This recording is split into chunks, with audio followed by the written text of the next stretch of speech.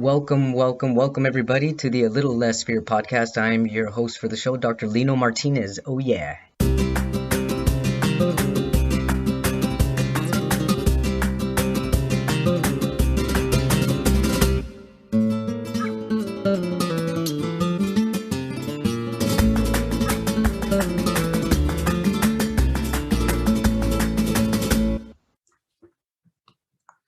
Welcome back, everybody, to A Little Less Fear podcast. Today, I would like to introduce Dennis McCurdy. He has decades of experience in business, investments, real estate, and personal development.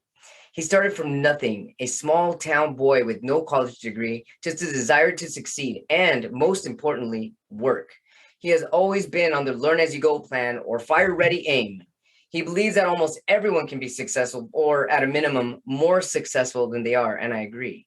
It is magic or rocket science. He's down to earth and he works at keeping things simple. And he just finished his third book called Suck It Up, Cupcake. Stop screwing yourself and get the life you want. Welcome to A Little Less Fear podcast, Dennis McCurdy. Lino, thanks for having me here. It's great to be here from the East Coast. You're on the West Coast, right? I am in the West Coast. I'm in Pasadena, California. Where are you at? Pasadena, Sturbridge, Massachusetts, so central Massachusetts. Wow, I've never been there. What's the weather like over there right now? Right now, it is absolutely a perfect fall day. It's around 74. It's sunny. There's no humidity. It's just one of our perfect, I think if you ask any New Englander, they're going to tell you fall is the best season. Oh, I can only imagine. Over here in California has been brutal. I mean, we're talking 3 digits and 54% humidity. It's been awful. Yeah, we had one of our hottest summers in decades this summer too. You too. What was the highest temperature over there? We probably had like 95 is the highest with 100% humidity.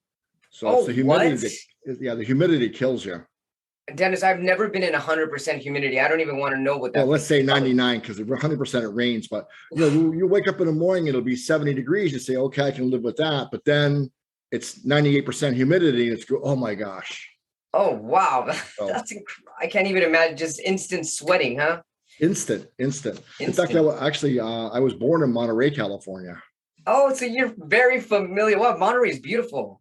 It is a beautiful city, yeah. Unfortunately, my parents moved me out to Kentucky when I was 6 months, so I didn't have much to say about it. So. Oh, someday I'll know what the East Coast is like. Someday soon, I can imagine. So, fall's Dennis, the best time. What's that? I said fall's the best time. Oh, I'll remember. I'll always remember that. Actually, one of my best friends, she's looking into the New England states right now. She's going to be moving over there with her husband, so I know I'm going to be traveling soon. All right. Dennis, tell us about your incredible journey. This is your third book already. What got you here? I was just a small town kid, no real mentors, no nothing. My father's idea of success was to get a job at Monsanto and work in the factory. That was his idea of success for us. And so I came out of the service and went to college for 1 semester and decided that wasn't for me. I met a couple guys that were doing real estate, people I knew, real estate and insurance, actually. And so I was like, bye books, hello buildings. I was going to be a real estate typhoon, a big win, right? A tycoon, but things didn't work out right away. And then I got into some other businesses and started, like most people read Think and Grow Rich and Norman Vincent Peale, Power of Positive Thinking. That kind of started me on my journey toward learning more about personal development. And I've always had that attitude of, hey, if they did it, I can do it. Sure. And that's really that kind of the attitude you got to have. I mean, and again, I remember you were talking to Ryan Linder a few weeks back, and he was talking about finding things that fit your personality. And I'm a big believer in not putting a square peg in a round hole. Right. Yes. Thanks for that. Thanks for listening in. Yeah. Incredible.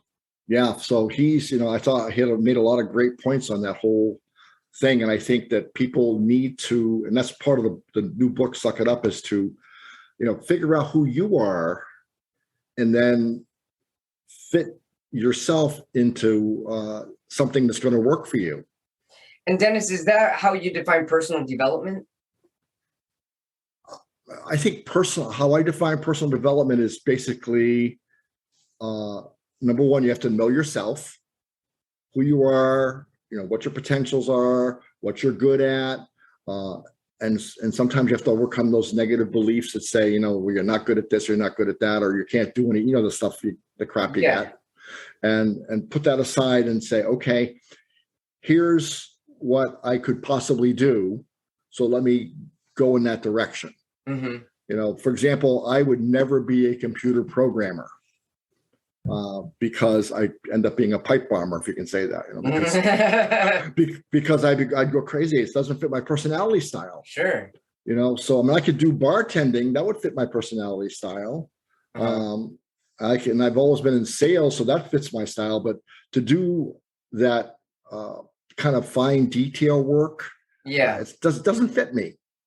So better to find something that you do or can do, well, and do that. So how does someone start to become aware of what they're good at and what they're not good at? Do they make a list and do they contemplate, is this something I would like to do, or do they actually go and try it, or both? I think as you go through life, if you're really paying attention, you start to get to that whole, hey, this sucks. And I don't like that, but I like this part of what I'm doing, or I'd like to try that. Now, bear in mind, as you well know, part of everything isn't fun, no matter what job you have or what career path. Part of it's not good, but try to make the majority of it. And I always say too, you either do what you love or love what you do. I like that. Either do what you love or love what you do. Right. Because let's be real. People look at things like, hey, if I'm clean, every job is important. Not all of them have the same skill level, so you don't get that pay necessarily, but that doesn't mean it's not important. True. So if you're sweeping floors and cleaning toilets in the restaurant, it's crucial because somebody walks in the bathroom, right, and it's messy or dirty, and they're gonna have an impression. So that job is important. That's Again, so true. It's not a high skill level, but it's still important. Yes, absolutely. And so I don't know, somebody wrote a book, I think, that said, make your work art, or maybe it was not Simon Sinek. It was Seth Godin said, make your work art. Wow. I love that. And so that's really cool because you have to, it's all, as you know, it's all mindset. Oh yeah. So Dennis, how have you made your work art? I make it art by really focusing on doing a really good job. I really, I have an insurance company, I have an investment company, I'm a certified financial planner. So I really focus on the nitty gritty. So the things that other people may overlook, to make sure that I'm helping the clients along that path or their path, and protecting them in the case of the insurance. And so that gives me a lot of satisfaction. Oh, that's amazing. And that's really amazing that you literally came from like a small town and not really having direction, and now having like three incredible deep directions that you're able to navigate yourself through. And that also talks about, you were talking about fitting your personality style, because doing one thing may not fit my style, but because I've kind of developed an entrepreneurial spirit, I was able to add different things. So when I started getting bored here a little bit, I could add something else that gave me energy, but still keep this going. That's amazing. So I have my base, but I have, your side hustles, Yeah. And that's really incredible too, as a motivator to others, that you don't have to stick with just one direction. You can go in many different directions. And if you're passionate about it and if this becomes your art, you become really good at your art form, just keep going. Right, exactly. And I think a lot of times people will get this whole thing of like, you have to do one thing and get super good at it. And that's true. And it can be good for some people, but if it's not good for you, it doesn't work. It's finding what works for you. Yeah, exactly. So tell us about your new book. I love the title. As soon as I saw the title, I was actually cracking up, honestly. I was like, suck it up, Cupcake. A lot of people need to hear that, actually. It's like the tough love attitude, but it's also the truth. It's like at one point you have to just suck it up and figure things out and dust yourself off, stand up and put on new trousers and a shirt and let's go. Let's do it. Right. Exactly. And I think that's what intrigues a lot of people about the title. Every time I tell that title to somebody, they laugh and go, I'd buy that book. Well, we'll see if they do, right? Well, I'm sure they have. And how did you come up with this title? Originally it was going to be Release Your Break. And then I thought, I needed something that was going to wake people up and get them to say, hey, wait a second here. Because, all life is about, as you well know, going through what you've been through, it's all about sucking it up. It really is. Yeah. It is. And I'm glad that you're not shy to say it, because there's been so many times where I want to say something like that, like seriously, just suck it up. But it sounds rude. But at the truth, it's really how you intake what's being said to you. But if you realize the message inside, it's still out of love. It's basically giving you the responsibility. You know how to do this. You know you can handle this. All you have to do is take a deep breath. Same thing as saying suck it up. Exactly. And I think as a whole country right now, we need to say suck it up, Cupcake. That's for sure. Yeah. We're going down some bad paths, and I'm talking not necessarily politically, which probably is true, but more even physically. Yes. There's a guy named Michael Easton who wrote a book called The Comfort Crisis. Well, I'm not sure. I don't know about that book. Excellent book. Yeah. Excellent. What's it called again? I'm sorry. The Comfort Crisis. What's it about? Michael Easton. It's about, it's kind of a story journey of him going to Alaska and hunting with some guys, but the whole thing is peppered with how we've let ourselves go physically. And you can see, from example, with the COVID thing, if people, probably with American, you're probably 6 times more likely to be in a hospital than people who lived in other countries who took better care of themselves, and we just don't. And there's a TED talk by a general named Mark Hurling. Wow. For Mark Hurling, Herling, from 2012, and he talked about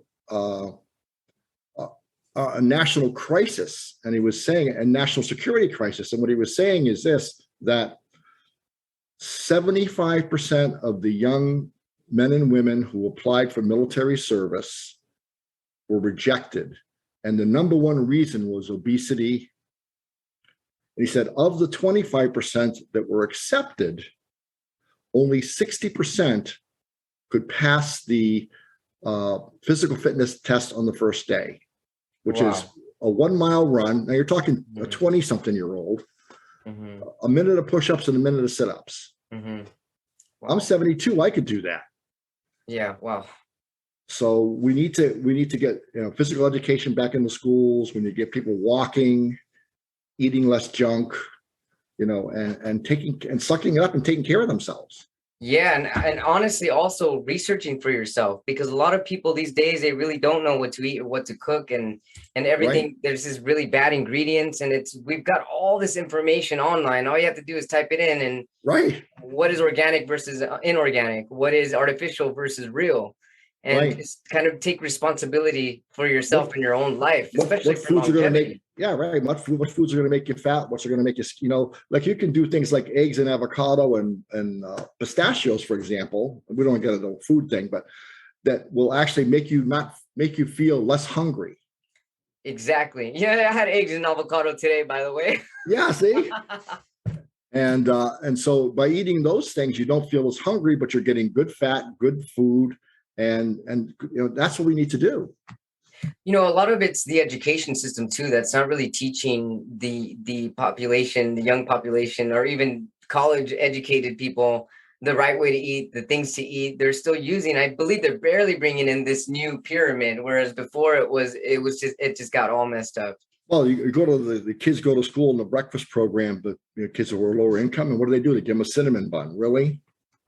That's not nice. That's wrong. That's all kinds of wrong. And it's cheap, but you know what? You're doing more damage in the long run. In the long run. Oh yeah. Right. Generations to come too. Right. I was just telling one of my staff today, I said, when I was a kid, I knew no one. I came from a small town, small school, but even in high school, was regional. I knew no one with asthma, no one with an allergy. We had 1 or 2 fat kids in the whole school.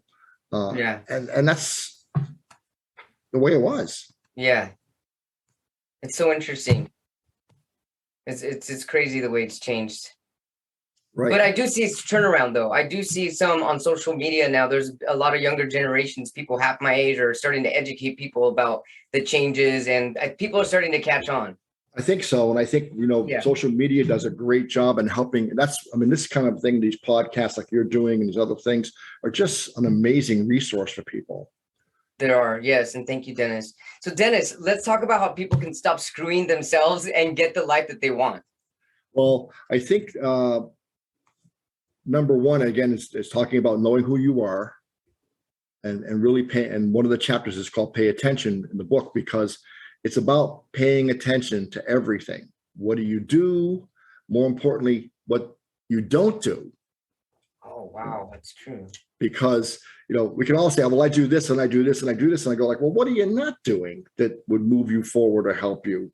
And so what's that all about? Because that's really kind of one of the secrets. Yeah, that's true. That's a secret. When you figure out why you don't do what you don't do, that's because there's a resistance there. And usually when there's a resistance there, you're blocking momentum to change. Yes, exactly right. And you got to figure out where all that stuff comes from. And a lot of times, as you well know, it's beliefs, and beliefs create our fears, and kind of examining those kind of things. I always tell the stories when I do seminars like about beliefs. And I say, let's suppose you're 3 years old and you're walking through a zoo, and you see the monkeys and you see the zebras and the kangaroos and all that stuff, and then you walk around a corner and you see this like cage down below you, and in that cage is a big, beautiful Bengal tiger. What does a 3-year-old want to do? Get close to it. Pet the kitty, right? Yeah. It's a kitty. Yeah. Because they don't. Because they have. Kitty. Yes, and they have no beliefs about tigers. And until they're given that belief, that this kind of animal is dangerous, then they don't know that. And so, but that's how we get our safe beliefs, but it's also how we get our not productive beliefs. Mm-hmm. One of the stories I liked was a guy, a PhD, Aaron Helmsley, and he said that when they were driving around on like a Sunday with the family, every time if they were stopped at a traffic light and some guy drove by in a new caddy, his father would go, "There goes a crook." Oh, so the implication, what? All crooks drive caddies. Yeah, and to drive a caddy, you got to be a crook and you got to be bad. So but those kind of things, and they stick. Those kind of things will stick. Absolutely. That whole thing, 0 to 7 years old, and that stuff's getting programmed in, hard drive. It is. It really is. And so I tell another story. I will say, like, people get around in the family, they talk about like, don't buy real estate. It's too risky. Why? Well, Uncle Charlie lost all his money in real estate. But as a little kid, you often don't hear the whole story. Right. You didn't hear the fact that Uncle Charlie was drinking and gambling and had to sell his real estate at a loss to pay the mob. True. Right. But but you get that whole don't do this, it's dangerous stuff. Yeah. So a lot of false beliefs. Yeah. Exactly. And that creates our fears, and then bingo, that stops us, it sabotages us. So what's another way we can stop screwing ourselves besides false beliefs and believing things that aren't true for us? Well, I think paying attention to our self-defeating behaviors. And an example of that. In the book, I have the simple ones are smoking, drinking. Okay. Not spending every nickel you make, not exercising, gambling, not taking the time to develop yourself because you believe maybe that you should just be having fun all the time. Oftentimes people will say to me, well, times are different now, you don't understand. And I'll say, well, did you ever hear Aesop fables and the story about the ant and the grasshopper? I haven't. Tell us. So back in 500 BC, now Aesop, a philosopher, wrote a lot of little stories with morals, and one of them was the ant and the grasshopper. And so the story goes, the ants are busting their butt all summer, storing up food, working on their little shelters, doing all those things. and the ant's coming around. I mean, the grasshopper's coming around, and he's playing his fiddle, and he's going, "Hey guys, come on, let's go have some fun. It's summertime. Let's not screw around. Let's go out there and do it. Play some music, do some partying." And the ants are going, "You know what? Winter's coming, and you better get ready." And the grasshopper goes fiddly dee, and just goes about. Well, winter comes, right? And the ants are all snug in their little ant houses, and they've got back with food, and they're nice and warm, and everything's going good. In the meantime, the grasshopper's outside, and he freezes to death. Aww. But that's a way we sabotage ourselves, by not taking those small steps to move ourselves forward. And one of the big things about self-sabotaging ourselves is, I think we get into this all or nothing mentality. Yeah. And so usually when you do that, you end up doing nothing. Yeah, true. So I'm a big believer in small steps, really small. And so chapter 12 in the book is called Micro Habits. Oh, I like that. Starting really, really small, because anytime we try to do something that's out of our normal routine, if we try to go too big, it lasts, how it goes, New Year's resolutions, right? Yeah. And so for example, I have what I call a 2-5-15 rule. And that means always start something new for 2 minutes. And people laugh at me, but you don't have enough excuses not to do 2 minutes. Agreed. Right? You can say, well, I don't want to do it. Well, it's only 2 minutes. And so you do it 2 minutes, but 2 minutes can turn into 5, sometimes 15, and sometimes even more. Especially if it becomes your art afterwards. Exactly. So, a couple of years ago, I don't like doing squats. So I started doing squats in the morning. So I started doing 6. And people go, 6 squats, what's that, right? Well, now I do 120 every morning before I start lifting weights. So, but it started at 6. I love that, Dennis. You have to start small. You're inspiring me. Wow, I'm ready to do that when we get off this. Ready to get out there and do it, right? Yeah. But if you keep it so simple that you can't fail, and then you'll build on that, because now it becomes a habit. Mm-hmm. And that's what we want to do, is slowly creep into those habits that serve us. And you can do the same thing, with habits that don't. I love what you were saying, going back to the whole self-defeating prophecy. I think also the whole story that you just told about the grasshopper and the ants, what it made me also realize is that what people aren't doing is preparing. Right. And it takes small micro steps, as you're saying, in order to prepare for things. Right. So it makes sense why people give up, because they weren't prepared. They didn't take the time to make that preparedness act. Right, exactly. And part of that may be, biological, because you think about it, a few hundred years ago, 500 years ago, we didn't live to be that old. So, people were living to 70, 80, 90, 100 years old. So we didn't have to prepare. True. In Stone Age, at 14, you were middle-aged, so. Yeah. That's so true. And so go ahead. Dennis, I'm curious, what do you have to say about procrastination? Oh, I'm really good at it. So why do people procrastinate? Is that the same because they're not prepared, or is it because self-defeating? Is it because of fear? Is it all of it? It can be fears. It can be, we're naturally, as human beings, lazy anyway.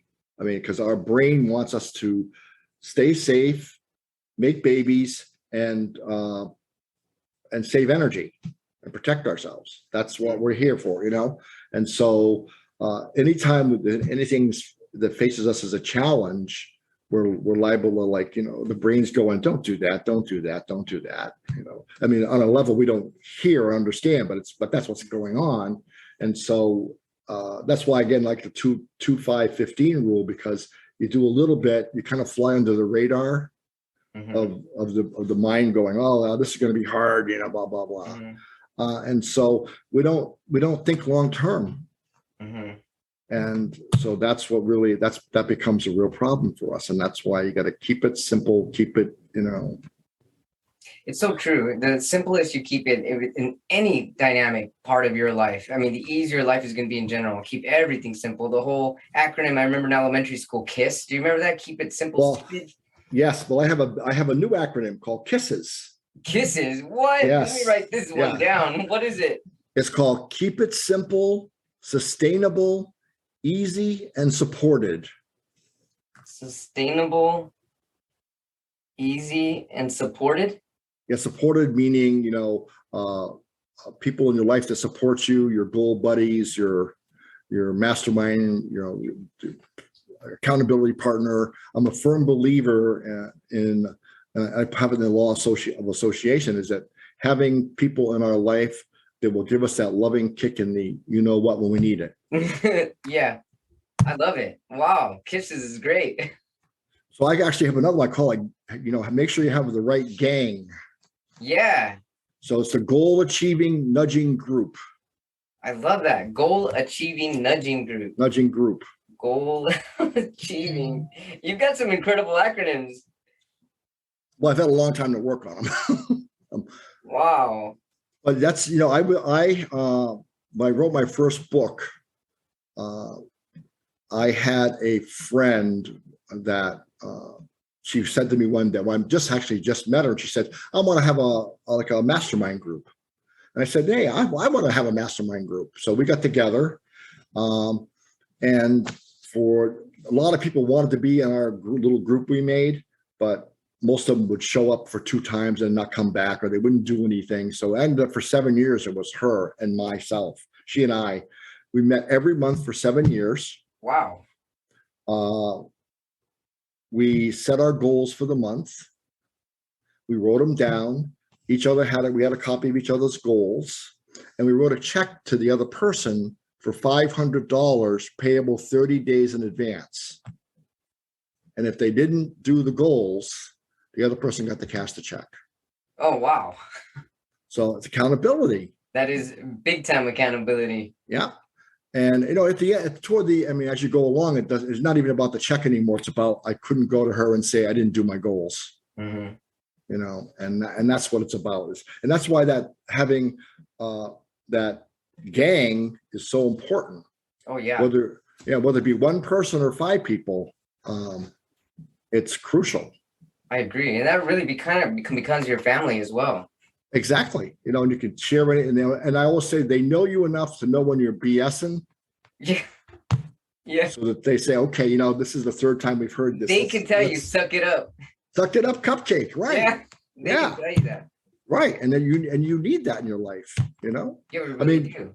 When we're young, we have teachers and coaches and our parents and, people that are kind of nudging us along. Mm-hmm. But as we get to be adults, unless we have a really good boss or something, we lose that. Do you still have your gang? I don't have one right now. I may start something new. I had unfortunately, my goal buddy Margot died. Oh man. Yeah. She died about, I want to say 2 years ago now. Oh wow. She was a big part of my life. And so I actually, based on my first book and my workshop that I wrote called Find a Way, had a 6-week workshop. I actually had a mastermind group that I ran for 12 years. Wow. We met once a month, and anybody who had taken my workshop could come to the group. Nice. So tell us more. Tell us, how does your book end, or are you allowed to tell us like the ending part of your book? I mean, what is the end? What have you figured out as far as getting the life that you want? What is the most important thing, your biggest takeaway from your book? It's just a combination of all those things. It's so there's no one, there's no magic, there's no one secret.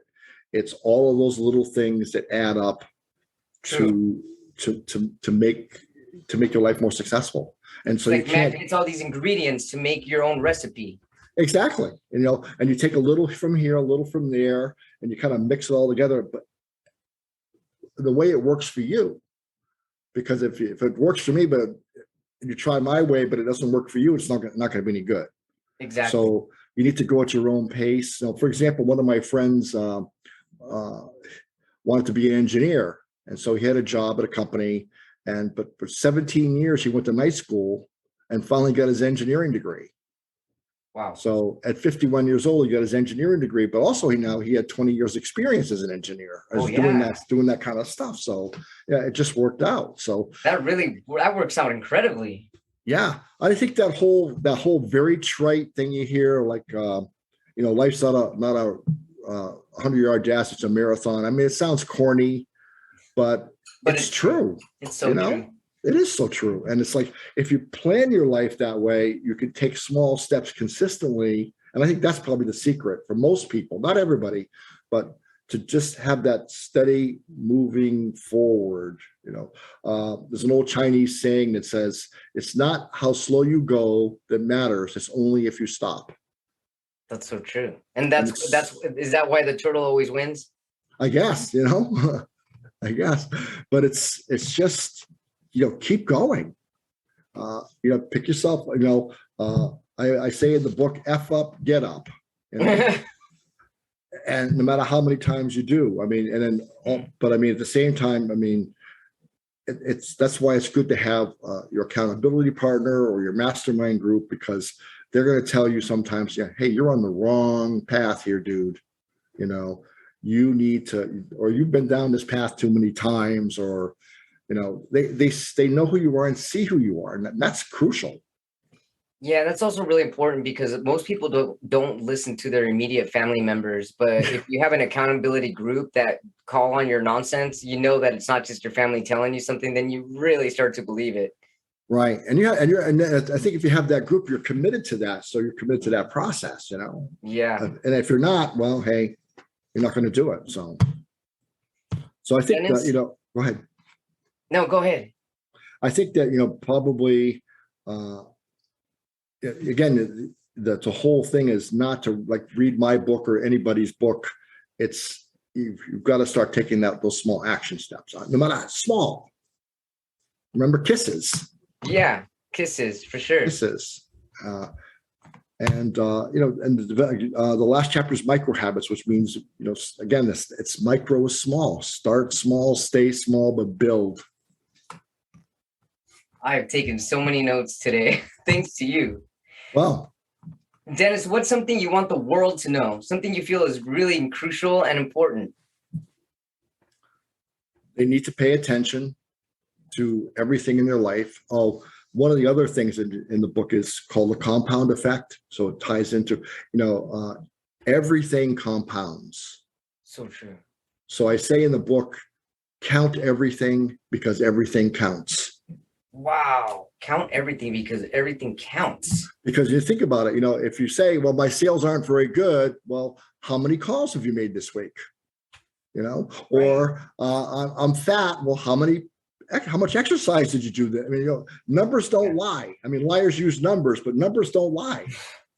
True. And so, I have a little index card, and every day it's 1, 2, 3, 4, 5, 1, 2, 3, 4 / that's 30 squats. 1, 2, 3, 4, and it's on those cards. I have a stack of cards that thick with all of those slashes on it from those counting.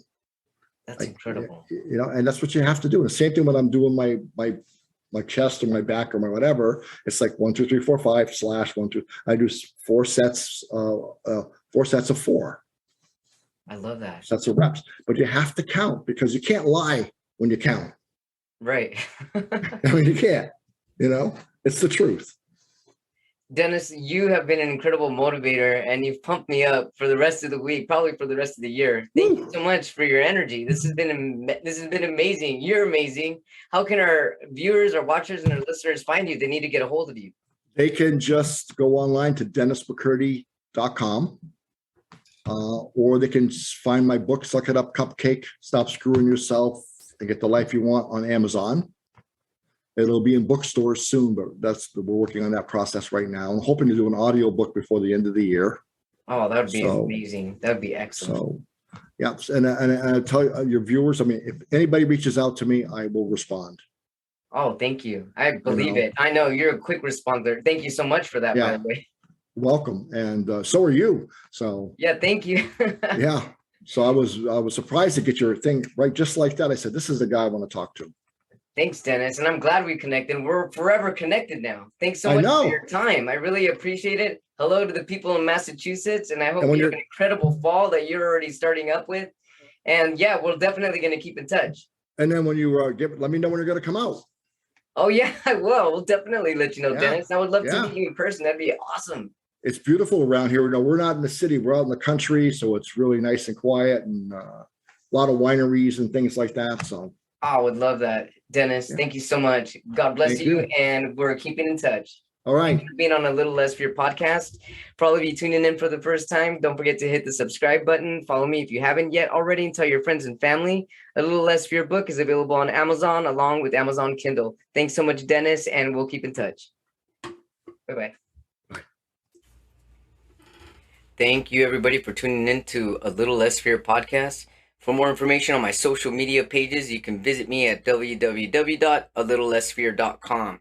I also have an incredible list of resources for people all over the world, and it's really formulated to help all kinds of people: LGBTQIA community, Alcoholics Anonymous, disabilities. The list goes on. So feel free to visit my website, alittlelessfear.com. You can also email me at alittlelessfear@gmail.com. I'm also on Patreon. I'm a life purpose counselor on Patreon. This is available for everybody, and it's also available for only exclusive members on Patreon. Everybody's welcome. So please visit me there at www.patreon.com/alittlelessfear. Thank you to all the new followers and subscribers. Go ahead and hit the follow, subscribe button if you haven't already, and tell your friends and family about A Little Less Fear podcast. Thanks so much for all your support. Love you all. Have a blessed day.